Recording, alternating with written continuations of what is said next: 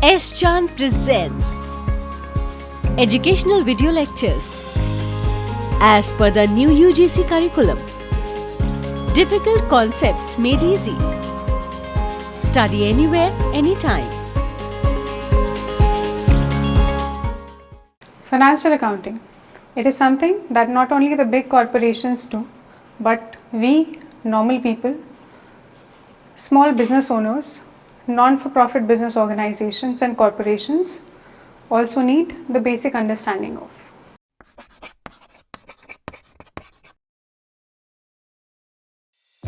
If you want to study this topic in detail, refer to these books from S. Chand Publishing and Vikas Publishing House. Link is provided in the description box.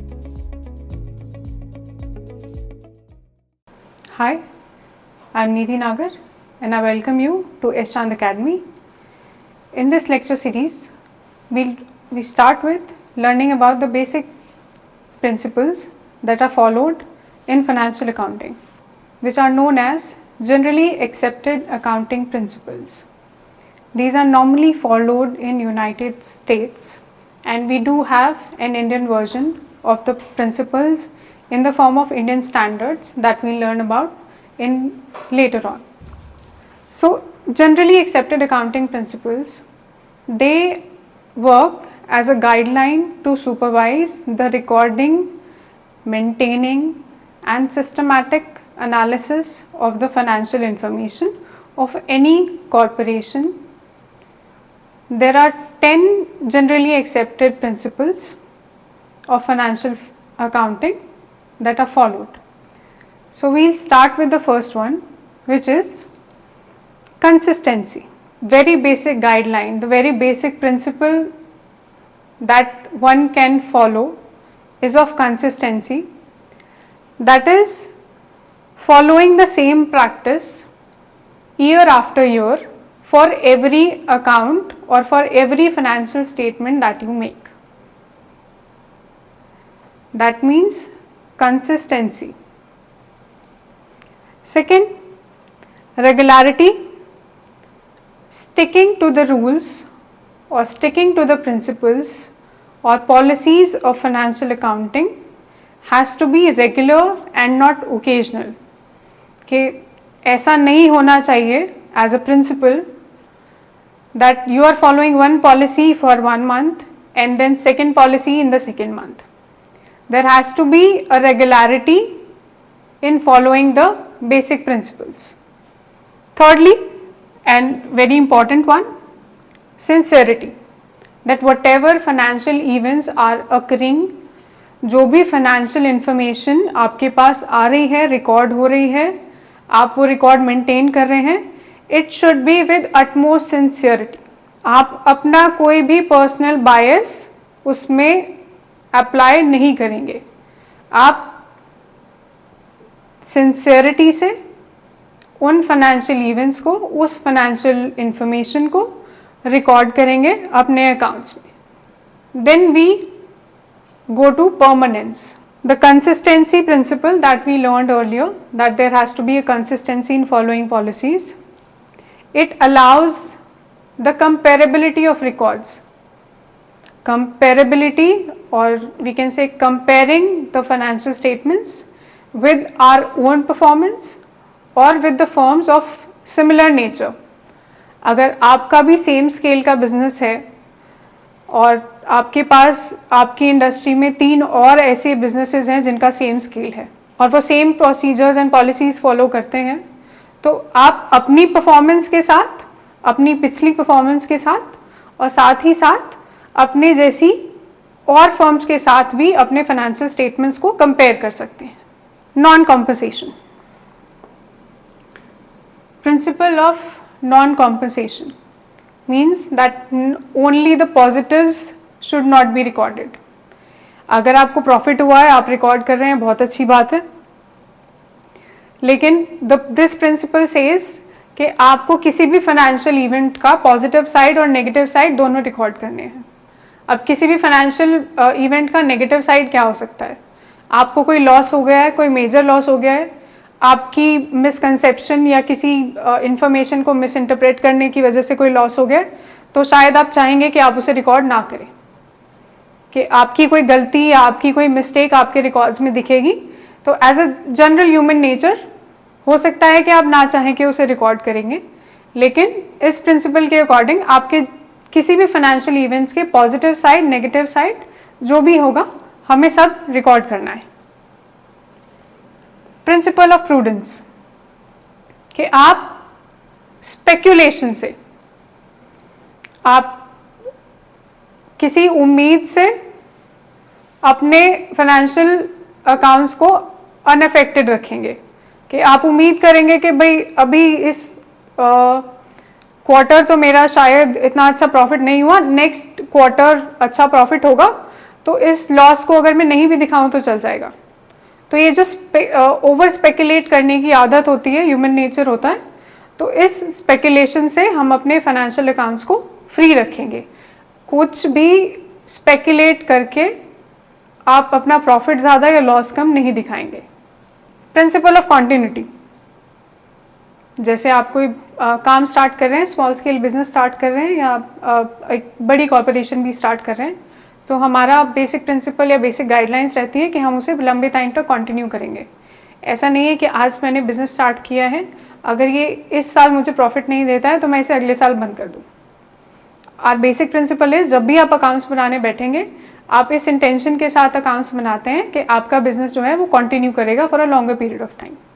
Materiality, materiality means that ऐसी कोई भी information जो कि ज़रूरी है, आपने as an asset car ली है, आपका जो भी बिजनेस है, आपने let's say as an asset आपके पास कार है जो आप एज एन एसेट रिकॉर्ड करते हैं अपने अकाउंट्स में, तो वो एसेट है, रिकॉर्ड हो रही है, लेकिन लेट्स से वो किसी अनलॉफुल एक्टिविटी में या लेट्स से किसी एक्सीडेंट में इन्वॉल्व थी और उसमें डैमेज हुआ है, ठीक है, तो उसको आप फुल डिस्क्लोजर के साथ मेंशन करेंगे अपने अकाउंट्स में कि आपको अगर लॉस हुआ है तो ये, अगर इस एसेट का लॉस है तो वो किस रीज़न से लॉस हुआ है। तो कोई भी मटेरियल इन्फॉर्मेशन आपके अकाउंट से, एसेट से, लोन से, लायबिलिटी से रिलेटेड कोई भी मटेरियल इन्फॉर्मेशन, कोई भी इंपॉर्टेंट इन्फॉर्मेशन आप स्किप नहीं करेंगे। जो भी इंफॉर्मेशन आपके बिजनेस से रिलेटेड होगी, आपकी असेट से रिलेटेड होगी, प्रॉफिट से रिलेटेड होगी या एक्सपेंसेस से रिलेटेड होगी, वो आप फुली डिस्क्लोज करेंगे। Periodicity, we take an appropriate time cycle for recording the financial transactions. Appropriate time cycle mean it's not like 9 months we record our transaction, we have to record the transaction for a full year, like for 2011, for 2012, 2013, 14, for every year we are taking a proper 1 year accounting period for recording the financial transactions. Good faith, as a company I might want to reduce my liability towards the government by reducing my income, by showing less income.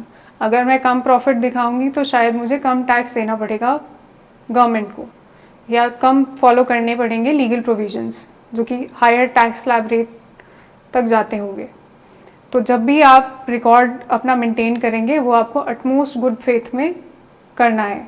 It should be unbiased, no unfair practices should be followed while maintaining the accounts. So we now look at the basic accounting concepts and conventions. Concepts are basically a set of assumptions that we follow for maintaining the financial records. Now if we look at the word assumption, there are certain assumptions that we make which might not be like right or wrong. Like the first concept of business entity. Our first accounting concept says that if I open a shop next day, the shop as my business will be considered a different person. Like it will not operate like a real person, it cannot speak for itself or it cannot say hi to you, but still in account we consider it as a full-fledged different person. Like my cash sitting at my house will not be considered the cash of the business. So here In the first concept of business entity, we consider the business and the owner as different people. Business has nothing to do with the owner except for the capital part, which is considered as a loan given by the owner or the capital invested by the owner to the business. Accrual concept. As per this concept, we record the expenses as and when they take place. Expense आपका जब भी इनकर होगा, भले ही उसका benefit आपको 2 साल के बाद मिले, अगर आपने आज कुछ खरीदा है उसकी पेमेंट आपने आज की है और भले ही आपको लेट्स से आपका जो भी ऑब्जेक्ट होगा या जो भी आइटम होगा वो मिलेगा 1 साल के बाद या 6 महीने के बाद, लेकिन क्योंकि वो एक्सपेंस आज इनकर हो गया इसलिए उसको आप आज 2023 की बुक्स में रिकॉर्ड करेंगे, भले ही आप रिसीव कर रहे हैं अपना इन्वेंट्री और item in 2024. Accounting cost. Fixed assets, or we can say the value of fixed asset will always be recorded at their original cost.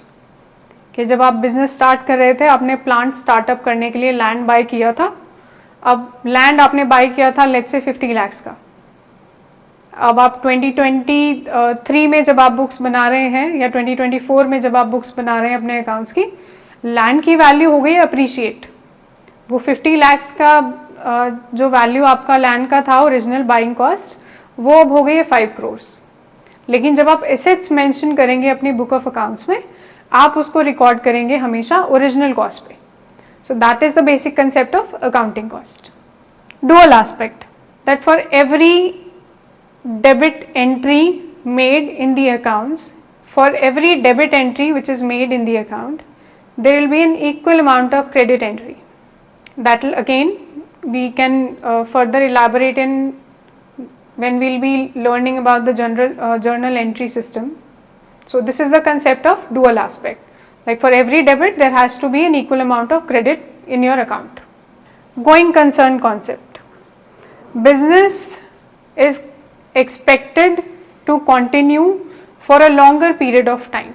We consider the life of our business to be infinite. Money measurement.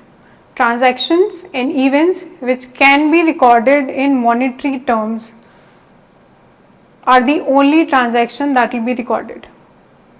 कोई भी financial transaction जिसको आप money के terms में लिख सकते हैं, जैसे आपके पास 10 एम्प्लॉय हैं, आप 10 एम्प्लॉयज़ की सैलरीज प्रोवाइड कर रहे हैं, 10 एम्प्लॉय की सैलरी आपकी 10 लाख है, तो आप उस 10 लाख को रिकॉर्ड कर सकते हैं. अब वो 10 एम्प्लॉय में से 5 एम्प्लॉय आपके लिए लॉयल हैं या हार्ड वर्किंग है, उसको अगर आप मॉनेटरी टर्म्स में नहीं रिकॉर्ड कर सकते हैं, भले ही आपका कितना अच्छा एम्प्लॉय हो, तो जो भी इंफॉर्मेशन आप फाइनेंशियल टर्म्स में या मॉनेटरी टर्म्स में रिकॉर्ड नहीं कर सकते हैं, उसे हम अपने अकाउंट्स में शो नहीं करते हैं. या जैसे आपने कोई सामान लिया, आपने लेट्स से 2 चेयर ली, तो आप अपने अकाउंट्स में ये नहीं लिखेंगे कि आपने 2 चेयर्स ली हैं, उन 2 चेयर्स का कॉस्ट आपको क्या था. जब वो इंफॉर्मेशन मॉनेटरी टर्म्स में कन्वर्ट होती है, उसको हम लोग फाइनेंशियल अकाउंट्स में रिकॉर्ड करते हैं. Now accounting period. Choosing a specific time cycle for accounting, like you can make let's say P&L account, you can make it for quarter, then you make your accounts every quarter and then you consolidate it later on and then you compare it with like within the time period आप उसको compare कर सकते हैं. तो आपको एक specific time cycle choose करना है अपने accounting period के तौर पे. रियलाइजेशन कंसेप्ट, जैसे आपने ऊपर अक्रूवल कॉन्सेप्ट में देखा कि हम लोग एक्सपेंसेस अपने रिकॉर्ड करते हैं जब भी वो ऑकर हो जाए, उसका बेनिफिट आपको भले ही बाद में मिले, लेकिन जो प्रॉफिट है आपका, प्रॉफिट आपका रिकॉग्नाइज होगा जब वो रिसीव होगा. आपने सेल्स की, आपका प्रॉफिट आपको 2 साल के बाद मिलेगा, तो आप उसको 2 साल के बाद वाली बुक्स में रिकॉर्ड करेंगे. प्रॉफिट जब आपको एक्चुअली में रिसीव हो जाए, बेनिफिट आपको जब एक्चुअली में रिसीव हो जाए, आप उसको तब की बुक्स में रिकॉर्ड करेंगे. एक्सपेंसेस जो आपके उससे रिलेटेड हो रहे हैं उसको आप आज रिकॉर्ड कर लेंगे, लेकिन जो भी बेनिफिट आपको होगा उसको हम रिकॉर्ड करेंगे उस साल की बुक्स में जब वो एक्चुअली में आपको रिसीव होगा. Then lastly we have matching concept, that for every entry of revenue we make equal entry of an expense. जैसे आप 12 महीने के एक्सपेंसेस अगर आप रिकॉर्ड कर रहे हैं या आप 6 महीने के एक्सपेंसेस रिकॉर्ड कर रहे हैं, अपनी बुक्स में, तो आप 7 महीने का रेवेन्यू नहीं रिकॉर्ड करेंगे। जितने महीने का, जिस टाइम पीरियड के आप एक्सपेंसेस की बात कर रहे हैं, उतने ही टाइम पीरियड के आप रेवेन्यूज़ की भी बात करेंगे। सेम टाइम पीरियड के रेवेन्यूज़ के लिए सेम टाइम पीरियड का एक्सपेंस होगा। अपने रेवेन्यूज़ को, अपने एक्सपेंसेस को आप मैच करके रिकॉर्ड करेंगे अपनी फाइनेंशियल बुक्स में। Now the basic accounting conventions, first one being conservatism. Profit को हम कभी भी ओवर एस्टिमेट नहीं करेंगे। आपकी किसी भी इवेंट में, किसी भी एक्टिविटी से अगर प्रॉफिट ज़्यादा होने की आपको एक्सपेक्टेशंस भी हैं, तो भी हम अपना प्रॉफिट कभी भी ओवर एस्टिमेटेड अपनी बुक्स में मेंशन नहीं करते हैं। लेकिन जहाँ भी आपका एक्सपेंस या लॉस होने की पॉसिबिलिटी है, लॉस होने की पॉसिबिलिटी को हम हमेशा अकाउंट करते हैं कि इस इवेंट में या इस ट्रांजैक्शन में हमें लॉस हो सकता है। There should always be a possibility of loss, a provision of loss should be made, लेकिन आप अपना प्रॉफिट कभी भी ओवर एस्टिमेट नहीं करेंगे। That is what the convention of conservatism से। Convention of consistency, that again something similar to that we studied in accounting principles, that we maintain same or we follow same accounting principles, same standards, same procedures, same policies throughout our accounting period. Full disclosure, all the material information, all the important information needs to be mentioned in your final accounts. आपकी जो भी ज़रूरी information होगी, अगर आपकी कई सारी subsidies हैं, कई सारी ब्रांचेज हैं, किसी एक में आपको लॉस हो रहा है या किसी एक में आपको एक्स्ट्रा प्रॉफिट हो गया है, और अगर आप वो नहीं दिखाना चाहते हैं आपकी बुक्स में, सो दैट आपकी एक बैलेंस पिक्चर पोर्ट्रे हो at the end of a year, तो वो हमें नहीं करना है। जो भी हमारी मटेरियल इन्फॉर्मेशन होगी, क्रेडिटर से रिलेटेड, डेटर से रिलेटेड, एसेट से रिलेटेड, लोन्स, लाइबिलिटीज से रिलेटेड, वो सब हमें फुली डिस्क्लोज करना है अपने अकाउंट्स में। Then we have principle of materiality. All the important facts must be mentioned in the final accounts. So we stop here now for a small break. Till now we have covered the basic accounting principles, generally accepted accounting principles, which are followed for maintaining financial accounts, the basic accounting concepts and conventions. After the break we will be talking about what is the difference between these accounting principles, conventions and concepts. Now quality learning is easily available at your doorstep. S. Chand Academy brings detailed lectures based on UGC curriculum as per the new education policy 2020. So do not forget to subscribe to the S. Chand Academy and access the wide world of knowledge conveniently sitting within the comfort of your home. Stay connected and keep watching S. Chand Academy. Happy learning! Welcome back to S. Chand Academy after the break. Till now, before the break, we have learned about the generally accepted accounting principles, accounting concepts and conventions. Now, we'll start with the difference between these principles, concepts and conventions. Because now, you must also have noticed that there are certain points which are overlapping in principles, in conventions and in concepts. उसमें कुछ points होंगे जैसे principle of consistency, principle of regularity, materiality, full disclosure, जो कि overlapping है principles में भी, concepts में भी और कन्वेंशंस में भी.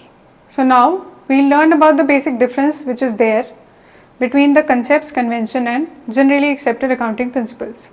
सो the very basic difference is principle serve as guidelines, जो सुपरवाइज कर रही हैं या आपको गाइड करता है कि आप अपनी फाइनेंशियल ट्रांजैक्शंस को किस तरह से रिकॉर्ड करेंगे, किस तरह से मेंटेन करेंगे.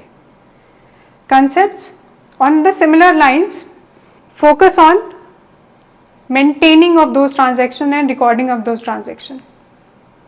But a little difference which is there in convention is that it focus on the presentation and preparation of financial accounts, कि आप अपने अकाउंटिंग इंफॉर्मेशन को प्रिपेयर कैसे करेंगे. जैसे आपको कंसिस्टेंसी कन्वेंशन फॉलो करना है, आपको फुल डिस्क्लोजर फॉलो करना है, आपको मटीरियलिटी कन्वेंशन फॉलो करना है, तो आपके अकाउंट्स की प्रिपरेशन में और उसकी प्रेजेंटेशन में आप कौन से कन्वेंशंस फॉलो करेंगे वो आपको अकाउंटिंग कन्वेंशन से पता चलता है.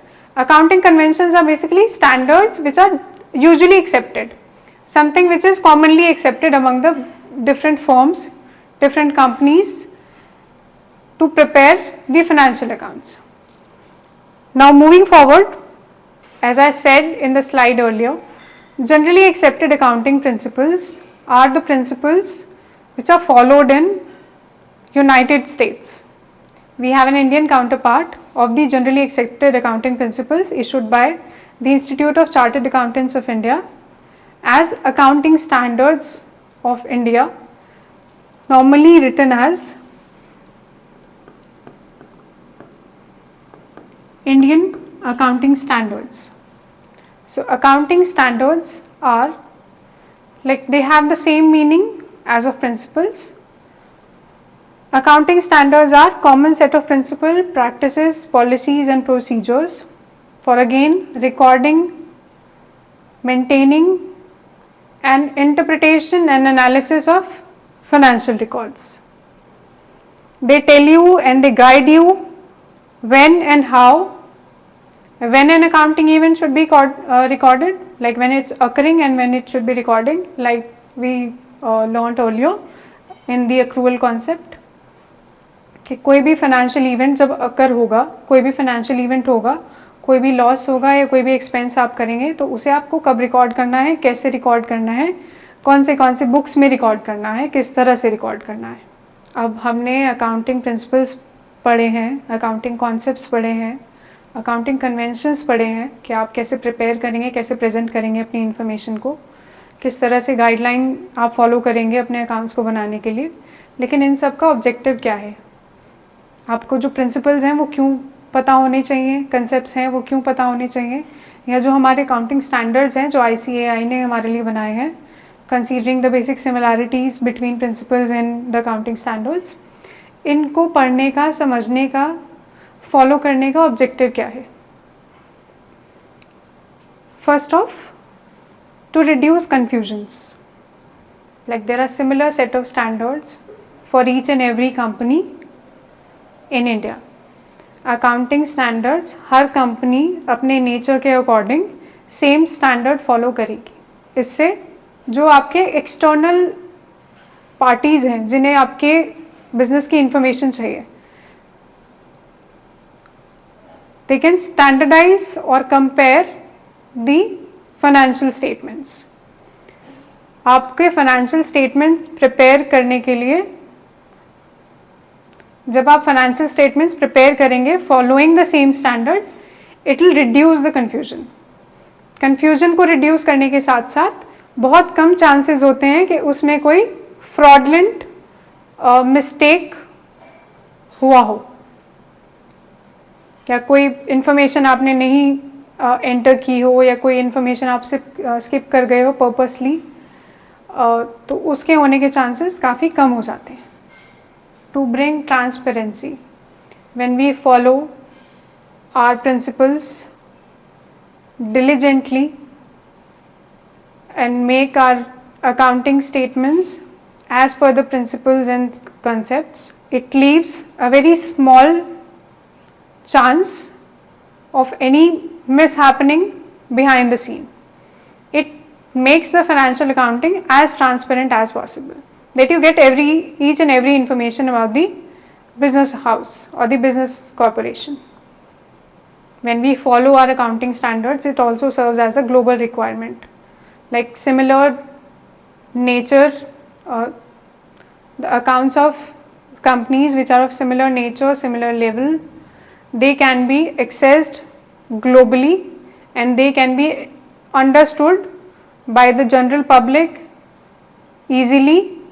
That is what our next point is, that it makes understanding of the financial accounts very easy for a layman, for someone who's an expert in accounting.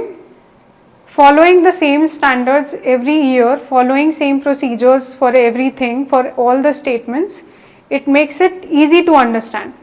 Now if we know that this particular company is following all the standards, all the principles, all the concepts of accounting, then we can rely more on the information that it is providing. आपको जब ये पता होगा कि ये जो company है ये सारे प्रिंसिपल्स अच्छे से फॉलो करती है, सारे कॉन्सेप्ट्स अच्छे से फॉलो करती है, इसके जो भी फाइनेंशियल स्टेटमेंट्स बने हैं वो as per the accounting standards इसने बनाए हैं, तो आपके लिए उस इंफॉर्मेशन की रिलायबिलिटी इंक्रीज होगी. आपको लगेगा कि इसमें कोई फ्रॉड नहीं है, कोई कंफ्यूजन क्रिएट नहीं होगी, आप उसे इजीली अंडरस्टैंड कर पाएंगे, तो उस इंफॉर्मेशन की रिलायबिलिटी आपके लिए इंक्रीज होती है. And lastly, to bring uniformity. Uniformity as in with in like year after year, it creates a uniformity in your financial statements, financial information. आपका प्रॉफिट एंड लॉस अकाउंट, आपकी balance sheet, आपकी income statements जब same standards को follow करके आप हर साल बना रहे हो, so it creates a uniformity. Like if you आप अज्यूम कर सकते हैं कि लेट्स से आपने जिस पर्सन को रिस्पॉन्सिबिलिटी दी थी आपके अकाउंट्स की रिकॉर्डिंग करने के लिए, आपके पास आपकी अकाउंटिंग या आपके फाइनेंशियल ट्रांजैक्शंस अगर कोई रिकॉर्ड करता था पिछले 10 साल से, अगर वो पर्सन उस जगह से रिप्लेस होकर चला भी जाता है तो आपके अकाउंट में फिर भी यूनिफॉर्मिटी रहेगी, बिकॉज स्टैंडर्ड सेम फॉलो हो रहे हैं. बायसनेस का कोई स्कोप नहीं है, फ्रॉड्स नहीं है, उसमें कंफ्यूजन क्रिएट नहीं हो रही है, आपके जो अकाउंटिंग स्टैंडर्ड्स हैं वो इजीली अंडरस्टैंडेबल है सबको. तो एक यूनिफॉर्मिटी आपके अकाउंट्स में मेंटेन होती है जब आप अकाउंटिंग स्टैंडर्ड्स को फॉलो करते हैं. So till now in this lecture we have studied about the generally accepted accounting principles, accounting concepts, accounting conventions, the similarities and differences between the accounting concepts, conventions and principles, and also the basics of accounting standards issued by the Institute of Chartered Accountants of India, and why it is important for a company to follow the accounting standards and for us to learn about those accounting standards so that we can easily understand what a company's financial statements are saying. Thank you. If you want to study this topic in detail, refer to these books from S. Chand Publishing and Vikas Publishing House. Link is provided in the description box. If you found our video interesting, please like, share and subscribe. And do not forget to press the bell icon.